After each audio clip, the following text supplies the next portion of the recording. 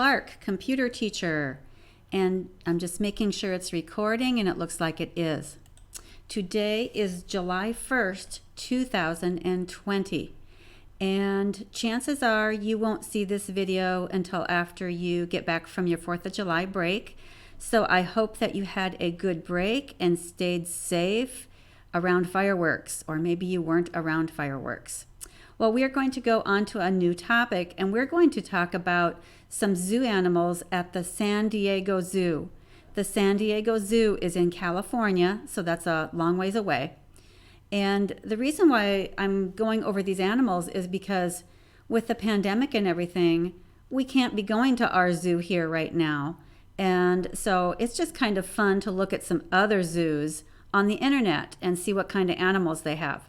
So we are going to talk about animals in the San Diego Zoo. We will do just 3 of them today, but we will keep doing some more in the next couple of videos. So let's get started here. And I'm going to page back up here to our very first one, which is the tapir. Look at him. Boy, he has kind of a big snout. He's kind of shaped like a pig. Well, let's find out about him. First, let's go to the San Diego Zoo Kids website, and I will include the link in the description of this video. Oh, and there's a more close-up picture of him. So here we go. It lives in Central America. Some are endangered. They can be 6 to 8 feet long. About the average bed is 6 feet long. And look, there's the tapir compared to a bed. So looks like he's about the size of a bed. They like to eat leaves and fruit, so they are herbivores. And they like to live in the forest, in the rainforest and swamps. Wow, there he is again. They may look odd at first, but tapirs have adaptations that have helped them survive on Earth for a very long time.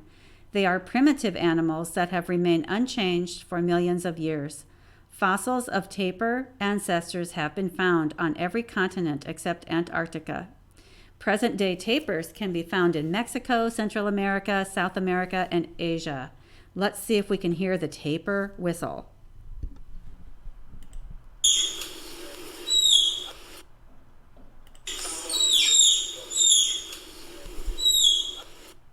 Wow, that almost sounds like a bird, but that's what a tapir sounds like.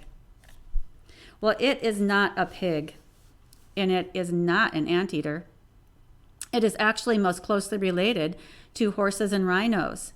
Its nose and upper lip, and I'm putting the pointer over here. Here's his nose and upper lip. They are combined into a flexible snout that the animal uses to reach and pull food into its mouth. A tapir is both a browser and a grazer.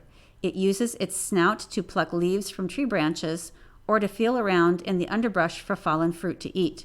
And look, there he is. He's got some leaves in his mouth. Now, I hope you're paying attention because I will be asking some questions about this. Let's keep going, making sure it's still recording. Yes, it is. Let's go on to the next animal. Oh, and there will be a video that goes along with each animal. It never works well for me to show it in my screen capture program, but the San Diego Zoo also has videos that match the website. I'll play just a little bit. Say hello to the tapir. It looks like a large pig, but it's really more closely related to rhinos. Like a rhino, okay. Each toe on the tapir's foot has its own separate hoof. Now, I will pause it and let you watch that video on your own device. It will look much better. So please make sure you do that, because you're going to miss out on a lot if you don't look at these videos too. Okay, tapir. Komodo dragon, look at him. He looks like a big lizard. He's not a fire-breathing dragon, but I think they just call him a Komodo dragon because I believe they're pretty fierce. So let's go and learn about the Komodo dragon. There he is. Look at that. He has a forked tongue. He's a reptile, lives in Indonesia. It is kind of average threatened. They can be up to 10 feet in length, so a little bit longer maybe than a bed. They like to eat meat. They are a carnivore, but they like to live on the grasslands. Meet the king of the lizards. Most lizards are omnivores, but not the Komodo dragon. Meat is what they seek. He likes to eat meat. Inside a Komodo dragon's mouth are about 60 short, sharp teeth that easily cut and tear flesh. Ooh, and look at those claws too. This would be dangerous if a human being came upon this reptile. Komodo dragons with their long forked tongues use their long forked tongues to pick up smells in the air. An adult Komodo dragon hides along a trail and waits for an unsuspecting creature to walk by. Then it attacks with its sharp claws and dangerous teeth. And it has toxic saliva. So if it bites something, the saliva or the spit in its mouth will kill the creature. And I don't believe there's any sound to go along with it. But I do want to make sure that you are aware that there's a video, of course, that goes along. This video shows the Komodo dragon in the San Diego Zoo. So in the video, you will see a man in with the reptile.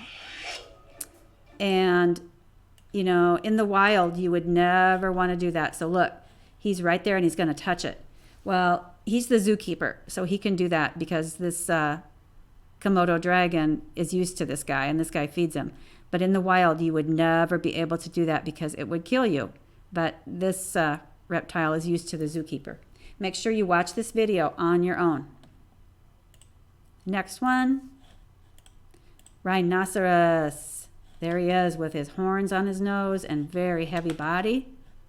Let's find out about the rhinoceros. They're a mammal. They live in Africa. Some are endangered. They can be 5 to 13 feet bigger than a bed. They like to eat plants and they live in the grasslands.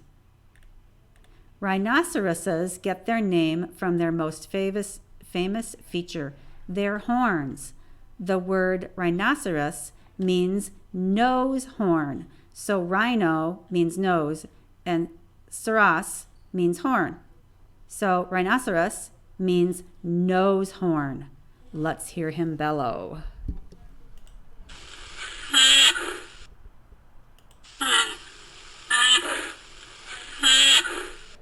Wow, that's the sound of a rhinoceros. They have sensitive skin.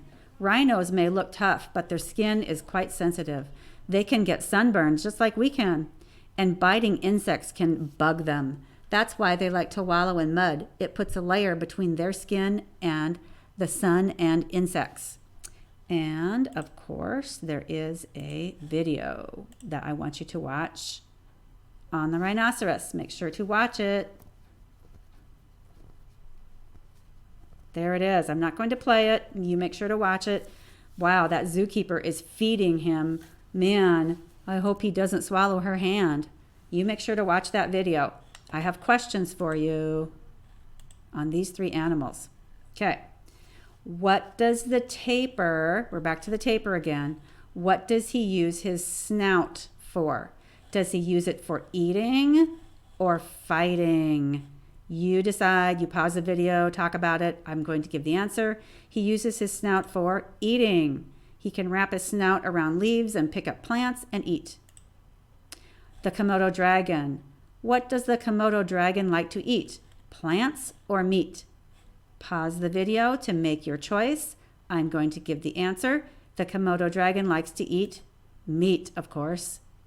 You better watch the video that I showed you because you're going to see a Komodo dragon eating meat.